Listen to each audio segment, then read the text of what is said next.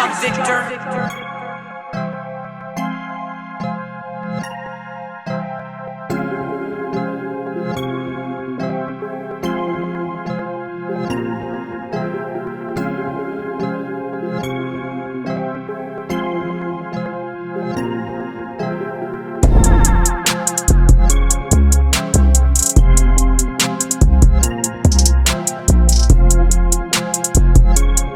What is up, guys? Welcome back to the channel and welcome back to another episode of WizKidsForever, episode 6. If you're checking us out on YouTube, before we get too deep into this video, be sure to comment, be sure to like, be sure to subscribe.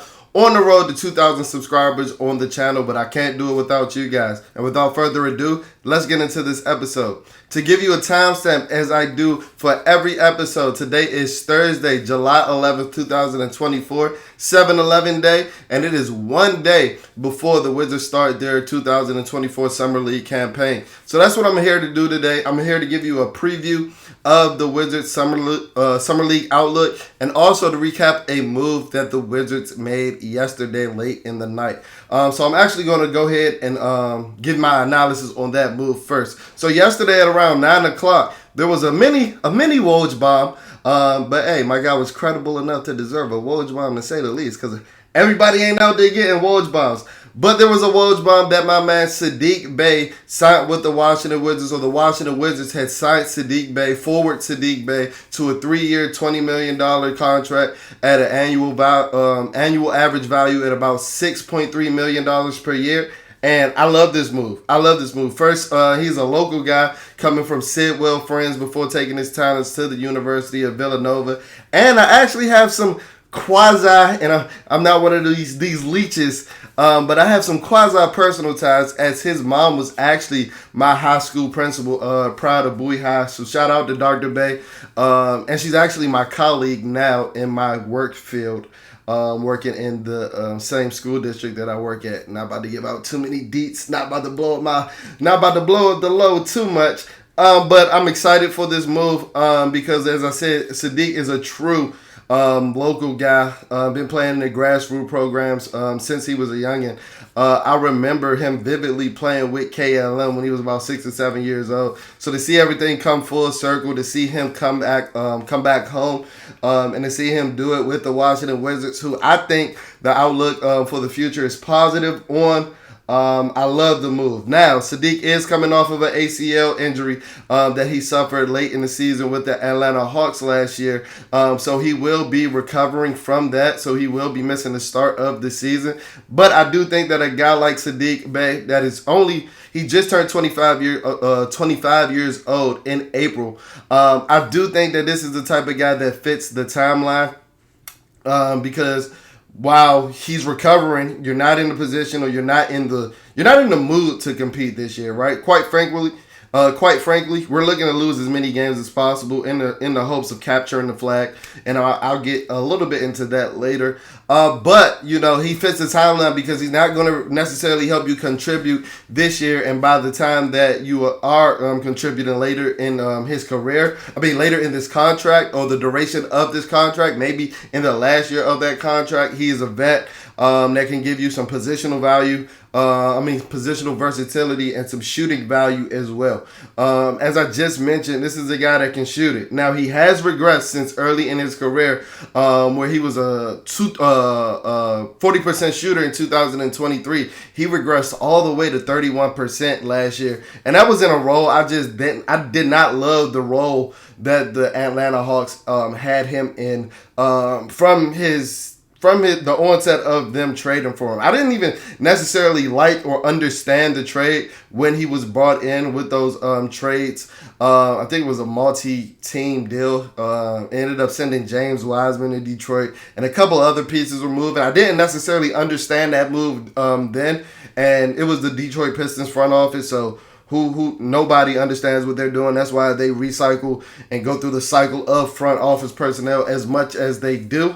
But with us bringing in a guy like Troy Vincent, this is a guy that's familiar with Sadik Bey, drafted him, but he was also a part of that free that front office that eventually traded him to the Atlanta Hawks. But getting back to the player, this is the 6'5", 215-pound, 3'4" combo wing.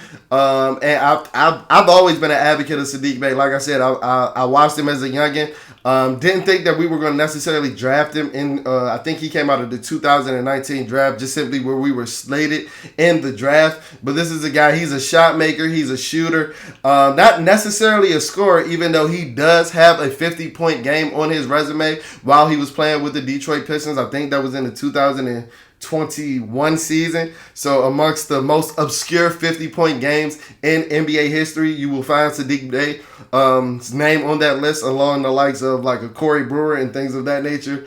But he is a good player. I don't want to say that to diminish the type of player that he is by any means. This is a guy that was all rookie team when he was coming out in the 2019 draft and showed a lot of promise and showed to be somebody that was foundational or what was projected to be a core piece for the Detroit Pistons. And like I said, we don't know what goes on in the Detroit Pistons front office. It's almost ran as bad as when we were under the leadership of Ernie Grunfeld and Tommy Shepard. But thankfully, you know, there are brighter days on the horizon, and the new guys that we brought in, Michael Winger and Will Dawkins, they saw the value in bringing in a guy like Sadik Bey. As I mentioned, 6'7", 215 pounds. This does add to the logjam at the forward position. When you think about the likes of a Kyle Kuzma, when they're projecting Alex Sarr to play the 4 position, when you got Bilal that's slated at the 2-3 position, when you got Cory Kizer at the wing position, and Kaishan George, just to name a couple of people. I know I'm leaving out a couple of names, but this does leave a logjam at the wing position. So what this tells me is that there has to be another move on the horizon.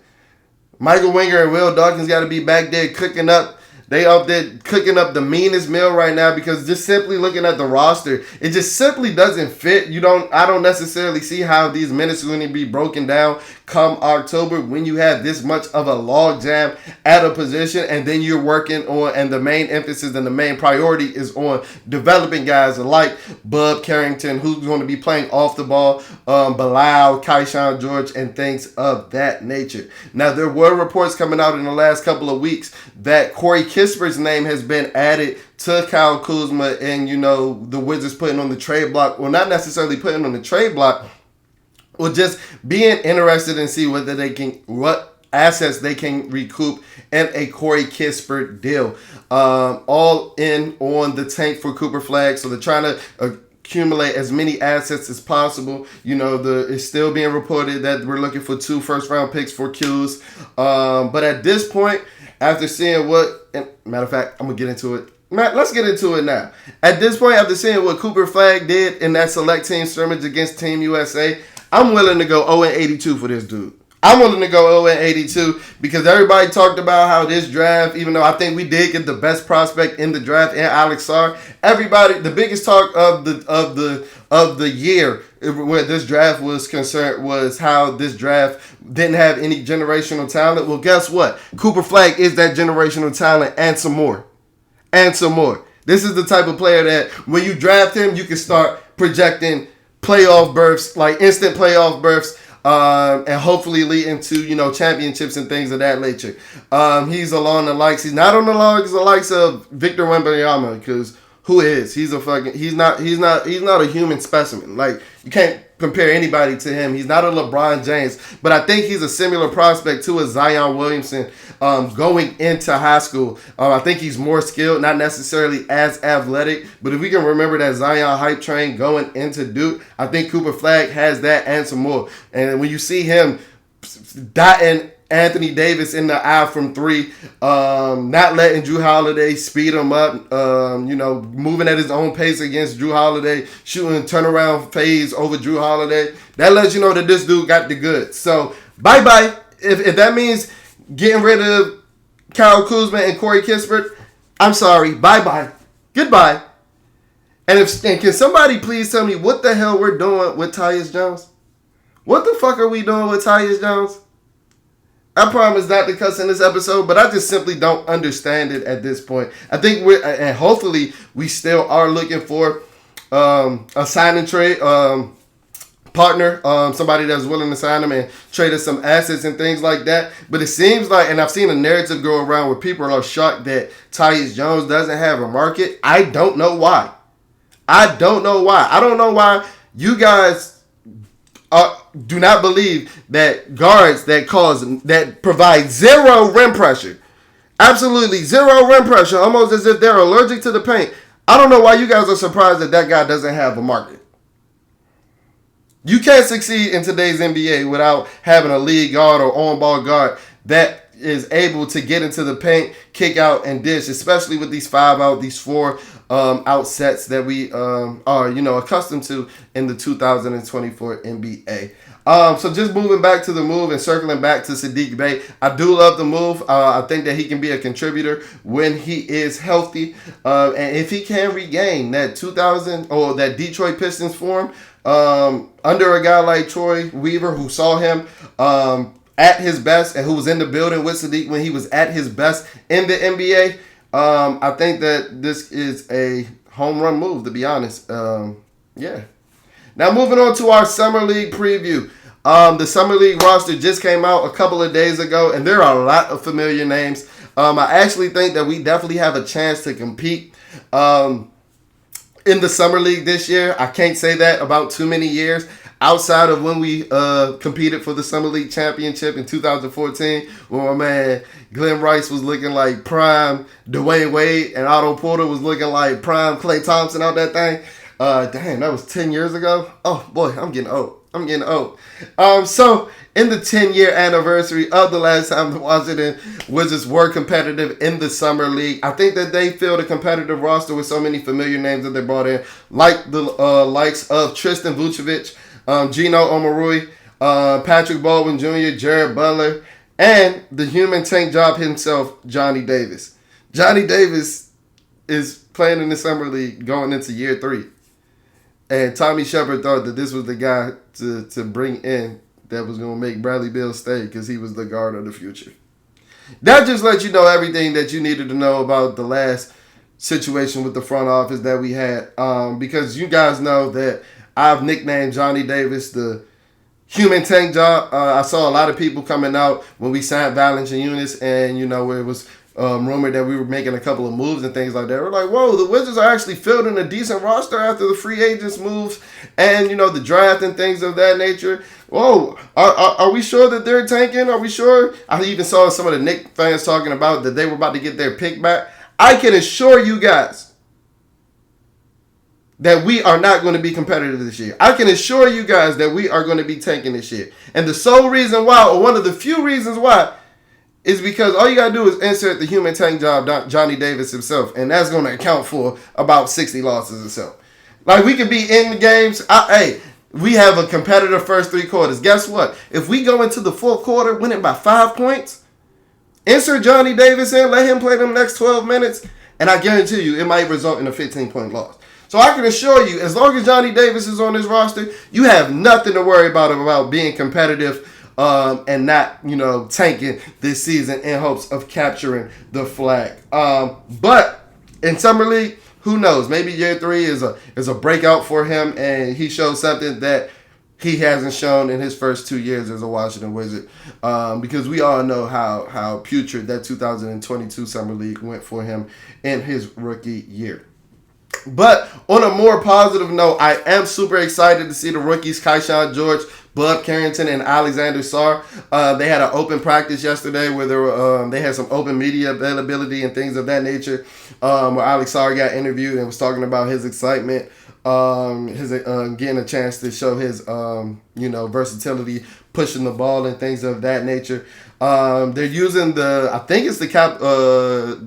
G League, the Go-Go's head coach, Cory Kizer, but I was actually watching his media availability yesterday, and the question was actually starting off about Bub Carrington being on ball, but it led into his answer being about, Alexander Sarr pushing the ball up court, showing his versatility, and there were some clips coming out yesterday where he was working on his outside shot from the 3-point line in the mid-range, and the stroke looks fluid. No diddy.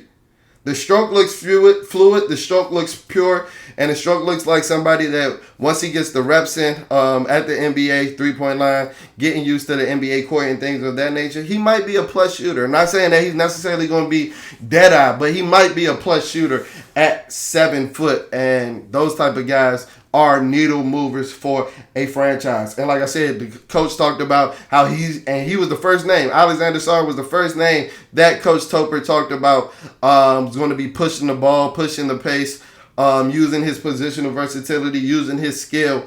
And that's something that I'm excited to see. Some other things that I'm excited to see is Bub Carrington on the ball. Because later in Coach Topper's answer, he did say that Bub was going to get some opportunity at being a lead ball handler. It didn't sound like he was necessarily going to be the starting point guard. I think that might go to Jared Butler in the Summer League, just so that they can look at Alexander Sarr. They can make sure that he's getting his touches with, some experienced point guard play and things of that nature. Because I don't think, and if you listen to the comments from Will Dawkins on the Junkies, and even Coach Topper's comments yesterday in the availability session, I do not think Alex Sarr is going to play every game. I do not think he's going to play every game in the Summer League. So get your popcorn ready tomorrow. As they get set to face the Atlanta Hawks in the opening night of the Summer League. The number 1 versus the number 2 pick in Alexander Sarr versus Zachary Reiseshear. But some other things that I'm excited to see is Marquise Noel. He's going to be on this Summer League roster after playing with the Raptors 905 G League team last year. And you guys might be familiar with that name because he was the NCAA tournament darling as the point guard of Kansas City State in the 2023 tournament. One thing we know about that guy, even though he's undersized, is he's a dynamic playmaker. He can pass, he can shoot, he can dribble. But the only reason that he can't stick in the league is the fact that he's 5'9". But having that type of guy playing in the Summer League is also one of the reasons why I don't think that Bub's going to be on the ball as much, because you have him, you have Jared Butler, and these are guys that I think are going to give you plus point guard play in the Summer League and are going to be focused on getting guys like Tristan Vucevic and Alexander Sarr their touches in their spots.